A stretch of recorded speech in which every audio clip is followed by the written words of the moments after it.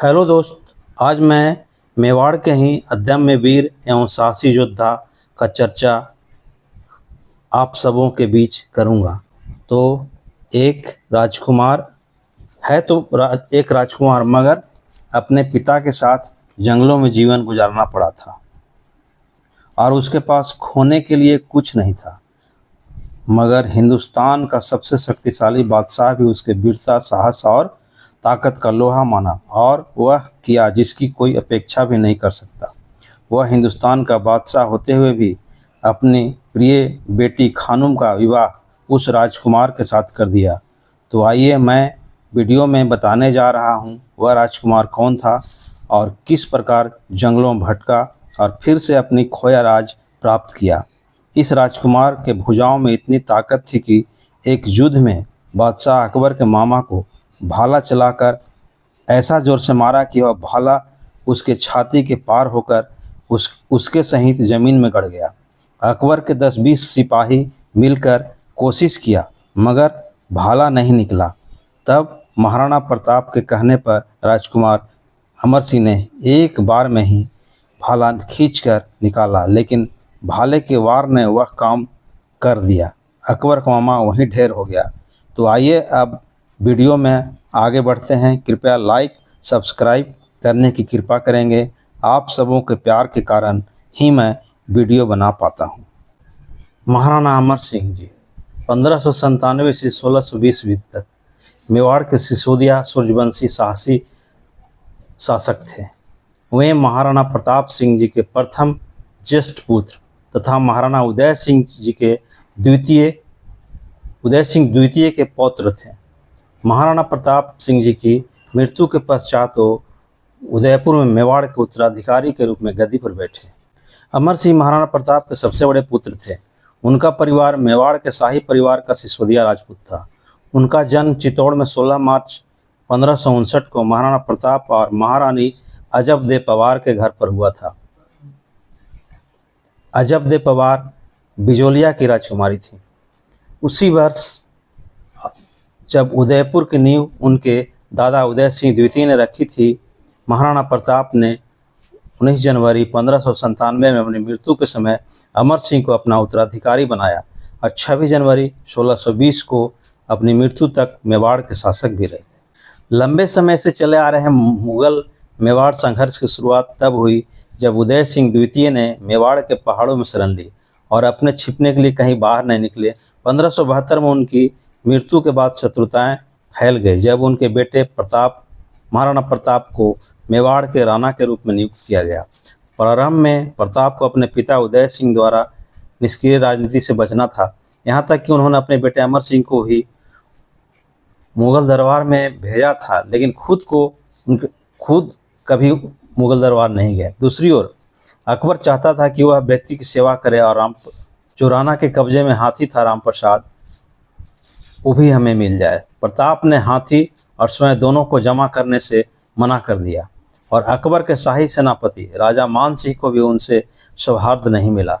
चूँकि मान सिंह की बुआ जो थी अकबर से ब्याही गई थी, इस कारण महाराणा प्रताप उनसे खीन रहते थे और ये चीज़ मान सिंह को पसंद नहीं था कि मेरे साथ महाराणा प्रताप खाना क्यों नहीं खाए, बैठे क्यों नहीं। इससे उनको बहुत तकलीफ था, यहाँ तक कि उनके साथ भोजन करने से भी मना कर दिया। महाराणा प्रताप की गतिविधियों ने मुगलों को एक बार फिर मेवाड़ में ला दिया और बाद की व्यवस्थाओं में मुगलों ने लगभग सभी संधि तोड़कर मेवाड़ियों पर एक भयानक कत्लेआम मचा दिया था। राणा को जंगलों में गहरे भागना पड़ा और उदयपुर को भी मुगलों ने अपने कब्जे में ले लिया था, परंतु तमाम प्रयासों के बावजूद मुगल उसे पूरी तरह से अपने अधीन करने में सफल नहीं रहे। महाराणा प्रताप के बाद अमर सिंह ने मुगलों की अवहेलना जारी रखी और उनके पास कुछ भी नहीं था, क्योंकि महाराणा अमर सिंह से पहले ही कई किले मुगलों से छीन लिए थे। हालांकि उनके पास खोने के लिए कुछ भी नहीं था, क्योंकि शुरुआती हमलों में मुगलों ने मेवाड़ के मैदानों पर कब्जा कर लिया था और वह अपने पिता के साथ छिपने के लिए मजबूर थे। महाराणा प्रताप की मृत्यु के बाद अमर सिंह ने मुगलों पर तेजी से हमले किए, जिसके कारण मुगलों को भागना पड़ा।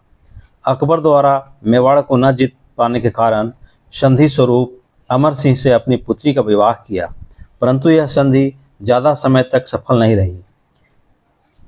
यह विवाह उसकी बड़ी पुत्री खानूम, जिसकी माँ सलीमा बीवी थी, वो अकबर के दरबार में बहुत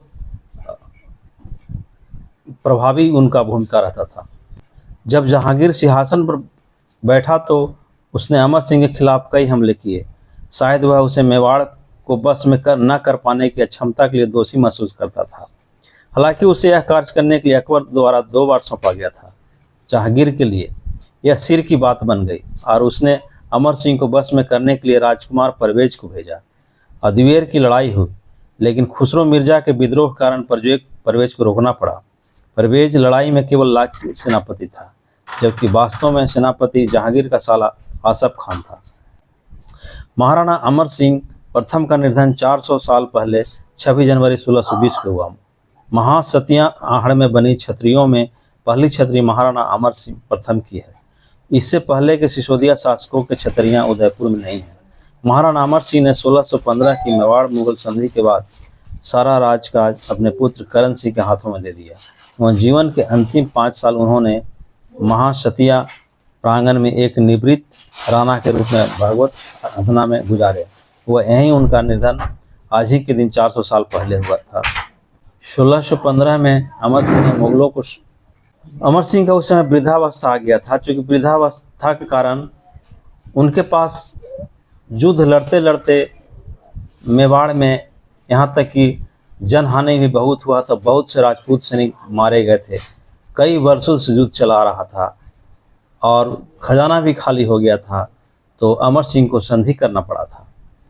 मुगलों के खिलाफ कई लड़ाइयों के कारण मेवाड़ आर्थिक रूप से और जनशक्ति में तबाह हो गया था। अमर सिंह ने 1615 में शाहजहां के साथ संधि करने का विचार किया और अंत में उनके साथ बातचीत शुरू करना मुनासिब समझा। इस युद्ध की प्रथम संधि अकबर ने की थी, जिसमें अकबर ने अपनी पुत्री शहजादी खानूम का विवाह अमर सिंह से करवाया था, परंतु यह संधि ज़्यादा समय तक सफल नहीं रही। अंत में जहांगीर ने संधि प्रस्ताव का आमंत्रण दिया। अमर सिंह के पश्चात उनकी दादी जयवंता बाई, जो महाराणा प्रताप की पत्नी महारानी थीं, उनके सलाहकार ने इस विचार विमर्श किया। संधि में इस बात पर सहमति बनी थी कि मेवाड़ के शासक मुगल दरबार में स्वयं को पेश करने के लिए बाध्य नहीं होंगे। इसके बजाय राणा का एक रिश्तेदार मुगल सम्राट के दरबार में रहेगा। यह भी सहमति थी कि मेवाड़ के राणा मुगलों के साथ वैवाहिक संबंधों में प्रवेश नहीं करेंगे। मेवाड़ को मुगल सेवा में 1500 घुड़सवारों की टुकड़ी रखनी होगी।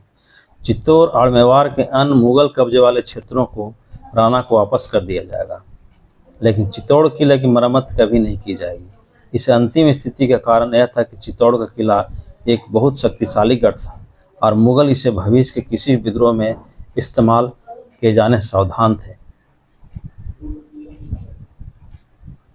डूंगरपुर और बांसवाड़ा के शासक, जो अकबर के शासन काल के दौरान स्वतंत्र हो गए थे, एक बार फिर मेवाड़ के जागीरदार बने और राणा को श्रद्धांजलि अर्पित करें। बाद में जब अमर सिंह अजमेर में जहांगीर से मिलने गए तो मुगल सम्राट द्वारा गर्मजोशी से स्वागत किया गया और चित्तौड़ किलों के साथ साथ चित्तौड़ के आसपास के क्षेत्रों को सद्भावना के रूप में मेवाड़ वापस दे दिया गया। हालांकि उदयपुर मेवाड़ राज्य की राजधानी बना रहा। तो ये महाराणा अमर सिंह का गाथा है। इसके बाद उनके वंश में भी राणा राज सिंह हुए, जिन्होंने चित्तौड़ किले का मरम्मत करवाना शुरू कर दिया, निर्भीक होकर कि औरंगजेब के उस समय शासनकाल था। औरंगजेब के शासन में भी उन्होंने चित्तौड़ दुर्ग को मरम्मत करवाया और सैनिक साजो सामान का तैयारी भी अपना धीरे धीरे बढ़ा रहे थे और अपनी शक्ति भी बढ़ाते जा रहे थे। तो महाराणा अमर सिंह का यहीं तक कहानी है।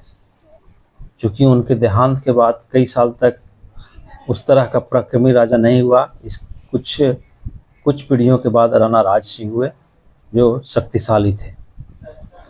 तो मैं वीडियो अब तो दोस्तों आप सबों को यह वीडियो कैसा लगा, लाइक सब्सक्राइब करके ज़रूर बताएंगे, जिससे मेरा उत्साह वर्धन होता रहे और मैं आपके अपेक्षाओं पर खरा उतरता रहूं।